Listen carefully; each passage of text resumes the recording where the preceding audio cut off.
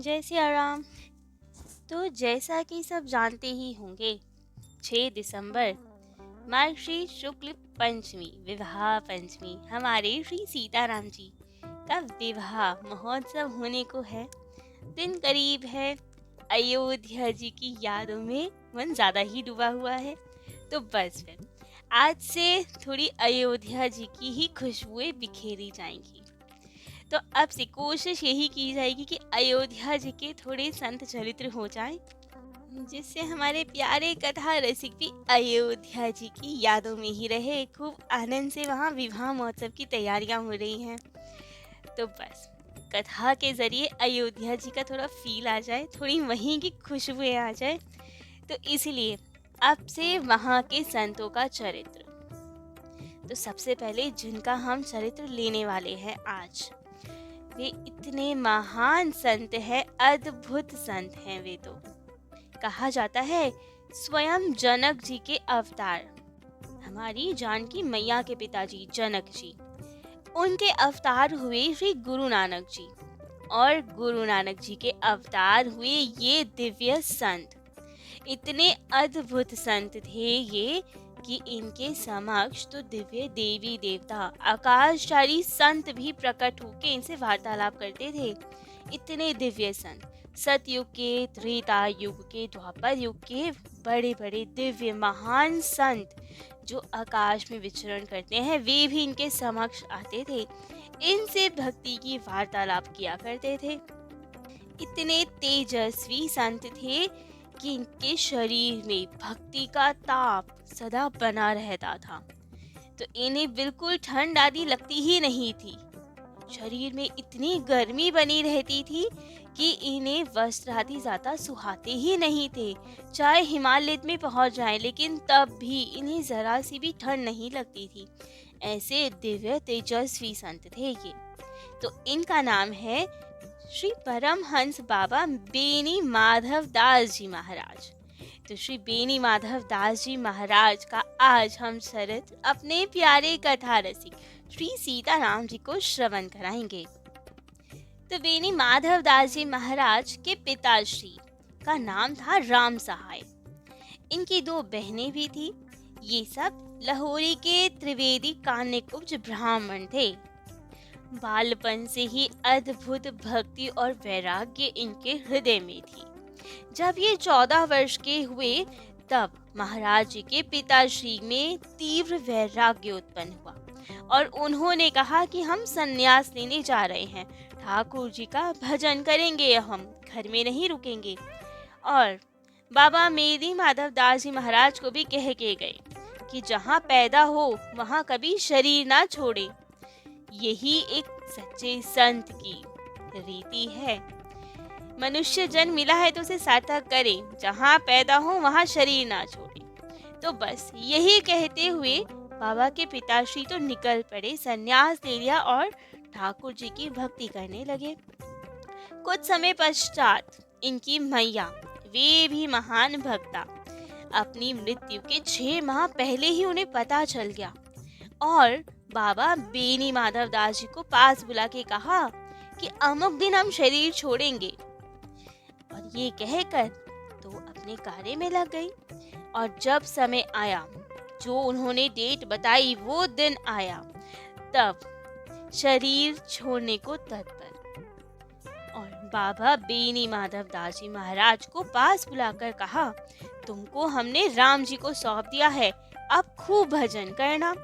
ठाकुर जी का भोग आदि लगा चुके थे, सब लोगों ने घर में पा लिया था भोजन प्रसाद। उसके बाद माँ ने शरीर का त्याग किया और कह कर गई, हमारे शरीर को अग्नि को समर्पित मत करना, हमारा शरीर गंगा जी में प्रवाह कर देना। क्योंकि अब इनका गांव था उन्नाव जिला असवारी गांव, तो इसलिए वहाँ गंगा जी की ज्यादा मान्यता थी। तो उन्होंने कहा, गंगा मैया को ही हमारा शरीर सौंपना, अग्नि में ना जलाना। तब तो सब गांव वाले वहीं पे मौजूद ही थे, सबका भोजन प्रसाद हो चुका था। जब मैया ने प्राण छोड़े, सब गांव वालों ने इंतजाम किया, बैलगाड़ी बुलाई गई और खूब तेजी से गंगा मैया की ओर ले गए। तब तो गंगा मैया में इनकी मैया के शरीर को प्रवाह कर दिया गया और सब वापस आ गए। अब महाराज जी ने अपनी बहनों आदि का विवाह कर दिया था जैसे पिता ने इन्हें कहा था, परंतु अब ना मैया रही ना पिताजी रहे, तो बस माता की 10वां 13वीं बरसी चौथ सब आदि करके भंडारा आदि करके तब तो इनके हृदय में भी वैराग्य उत्पन्न और सोच लिया अब घर में नहीं रहेंगे, अब ठाकुर जी का भजन करना है। फिर तो गांव में एक ब्राह्मण सोठियाई के मिश्र थे, उनका शरीर छूट गया था। उनकी पत्नी थी और 3 लड़के थे, बहुत गरीब थे वे। तो बस इन्होंने अपना मकान, खेती, गौएं, बैल सब कुछ उन्हीं को सौंप दिया और कहा अब आप देखिए ये सब, हमें धन संपत्ति आदि कुछ नहीं चाहिए, और स्वयं चल दिए अयोध्या जी की ओर। सब गांव वालों ने मिलकर बहुत रोकने की कोशिश की, इनके साथ साथ चले, रोने लगे कि नहीं आप छोटे हैं, आप मत जाइए कहीं, लेकिन ये ना माने। सबको हाथ जोड़कर निवेदन कर दिया कि आप सब वापस चले जाएं, हम पुनः घर नहीं लौटेंगे, ठाकुर जी का भजन करना है अब तो। और तब बाबा बेनी माधव दास जी महाराज अवध आ गए। यहाँ आके सरयू मैया में स्नान किया, नागेश्वर नाथ गए, काले राम जी गए, जन्मभूमि गए, रत्न सिंहासन, कनक भवन, हनुमान गढ़ी, सब जगह दर्शन किया और फिर गए सनातन भगवान के यहाँ। सनातन भगवान अर्थात बड़ी छावनी में विराजे ठाकुर जी। बड़ी छावनी जी महाराज का चरित्र हमने सुनाया हुआ है पहले। वहीं पे रघुनाथ दास जी महाराज की छावनी, तब तक वे तो नहीं थे, लेकिन उनके शिष्य श्री जगन्नाथ दास जी महाराज थे गद्दी पर। तो बस अब बेनी माधव दास जी महाराज आए वहीं उनकी शरण में, बड़ी छावनी पहुंचे और महाराज जी की गद्दी को दंडवत प्रणाम किया और फिर जगन्नाथ दास जी महाराज मंझले महाराज जी को दंडवती की और बैठ गए वहां। 7 दिन 7 रात्रि वहीं बैठे रहे और ठाकुर जी का सुमिरन करने लगे। अब तो मंझले महाराज जी अर्थात जगन्नाथ दास जी महाराज ने देखा, पीठ ठोकी और कहा, पुत्र आज 8वां दिन है, उठो स्नान करो, कुछ भोजन करो। तब तो इनका ध्यान छूटा और कहा, महाराज जी भूख प्यास नहीं लगी है। लेकिन महाराज जी को अब दया आई, जबरदस्ती उन्हें उठाया और कहा, तुम्हारी कला सबसे ऊपर है, परंतु जाओ स्नान करो। तब तो पास में ही सरयू मैया थी, स्नान किया। महाराज जी ने मिठाई, फल आदि भोजन प्रसाद पवाया उन्हें। तब तो अब बेनी माधव दास जी महाराज ने अपने जीवन का अनुभव, कुछ गुप्त बातें महाराज जी को बताई। उन्होंने कहा, महाराज जी जब हम 14 वर्ष के थे तभी भोले बाबा प्रकट हुए और हमें भजन बताया, हमें बताया कैसे ठाकुर जी का भजन करना चाहिए। तो इतने सिद्ध संत बेनी माधव दास जी महाराज, जिन्हें 14 वर्ष की उम्र में ही स्वयं भोले बाबा ने भजन करना सिखाया और जिसका परिणाम ये हुआ कि बाबा की गोद में आकर श्री राम जी और हमारी जानकी मैया विराजित होते थे, क्योंकि स्वयं जनक जी के अवतार हैं, ये पिता तुल्य हैं, वही भाव रखते भी थे। तो उसी भाव से राम जी और जानकी मैया इनकी गोद में आके बैठते थे। दाई जंघा पे राम जी छोटे से बाल स्वरूप में और बाई जंघा पे हमारी जानकी मैया, और इनसे कहते थे, बताओ तुम्हें क्या चाहिए। तब महाराज जी ने, बेनी माधव दास जी महाराज ने कहा, हम आपको हर समय देखें, हमें बस यही चाहिए।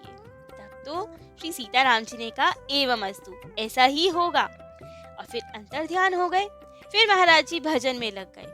लेकिन कुछ दिनों बाद फिर वैसे ही हुआ, फिर स्वयं सीताराम जी आके उनकी गोद में विराजित हुए। तब फिर पूछा, अब बताओ तुम्हें क्या चाहिए।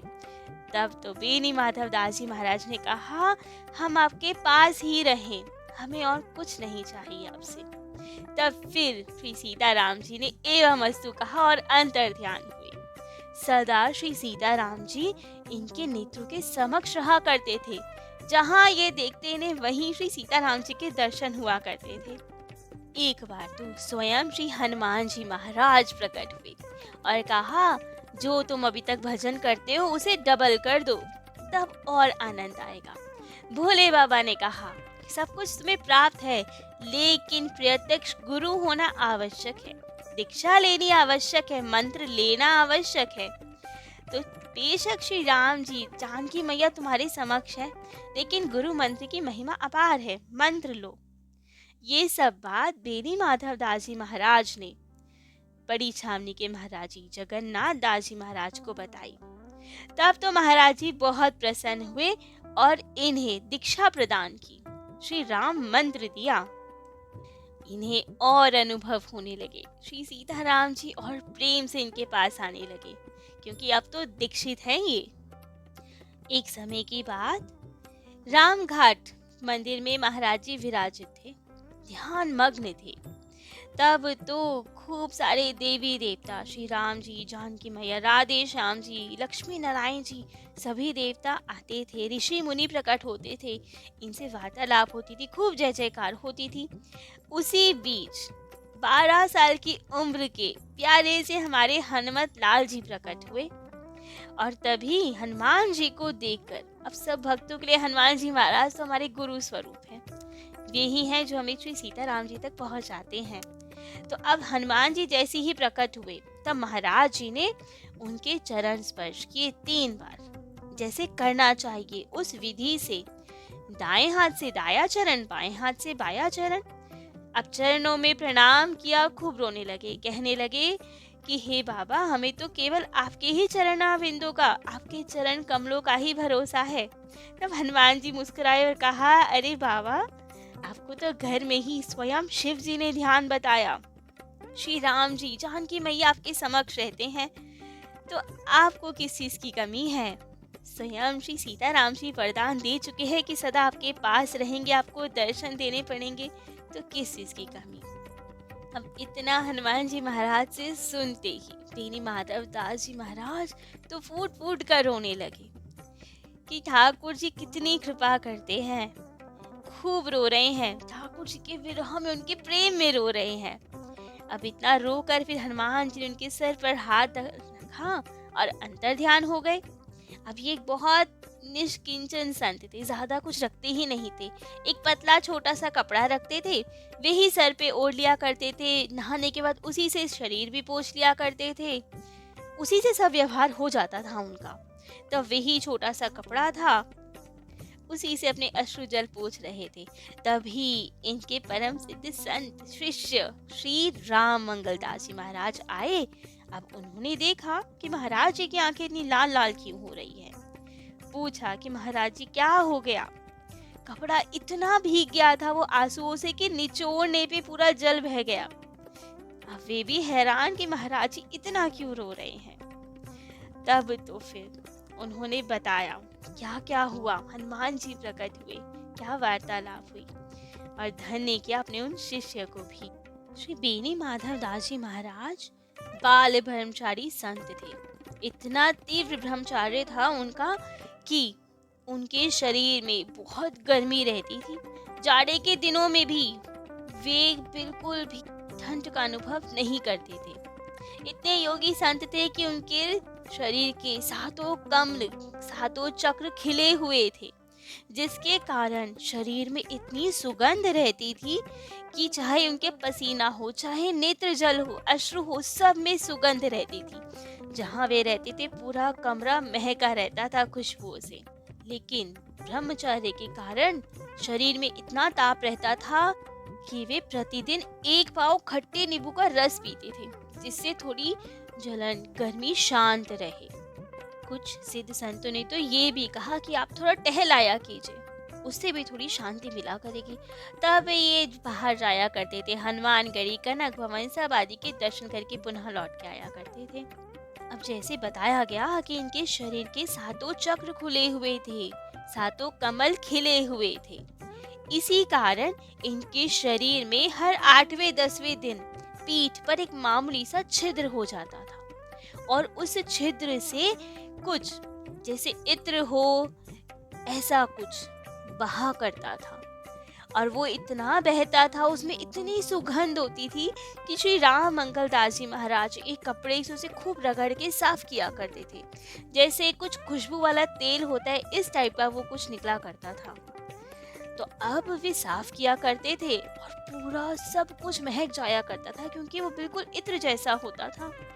अब एक दिन तो श्री राम मंगलदास जी ने पूछ ही लिया, महाराज जी ये क्या होता है, ये कैसा छिद्र हो जाता है और ये क्या निकलता है उसमें से।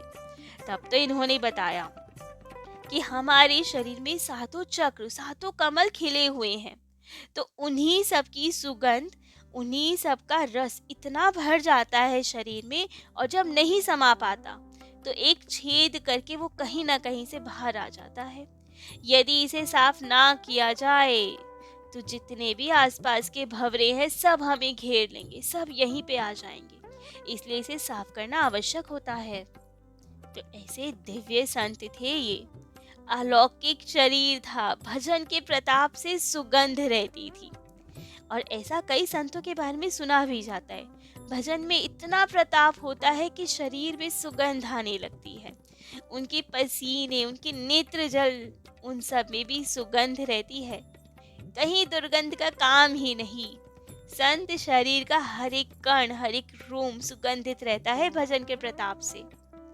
तो और क्या क्या लीलाएं घटित हुई भजन के प्रताप से, क्या क्या हुआ इनके जीवन में। श्री राम मंगलदास जी महाराज जो स्वयं एक परमहंस सिद्ध संत हैं, वे कैसे इनके शिष्य बने, कैसे भेंट हुई, कैसे सेवा की उन्होंने, और क्या क्या दिव्य चमत्कार हुए बेनी माधव दास जी महाराज द्वारा, क्या ठाकुर जी द्वारा इनके जीवन में, ये सब हम अपने प्यारे कथा रसिक श्री सीताराम जी को कल श्रवण कराएंगे। आज के लिए इतना ही। जय जय श्री सीताराम।